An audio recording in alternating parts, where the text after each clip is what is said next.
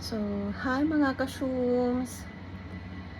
Alam niyo ba mga ka-shooms na may gusto akong bilhin na magagamit ko sana sa pagba-vlogging. Kaya lang, naisip ko, deserve ko ba ngayon na bilhin ito ngayon? Tapos,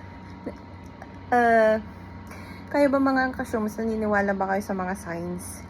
Kasi ako naniniwala ako sa mga signs. Signs ng universe, signs ng stars, signs ng lahat. Signs na bibigay ni Lord, mga ganon. So ngayon, ang sign na hinihingi ko, kapag aabot ng 500 subscribers tong YouTube ko, deserve ko na bilhin yun. Kaya mga ka-shooms, subscribe naman kayo. Kasi yun yung hinihingi kong sign para bilhin ko yung gusto kong bilhin na yun. Medyo pricey kasi siya, so iniisip ko na ano ba, bibilhin ko ba siya ngayon or wag muna. Yun yung nag-aano sa isip ko.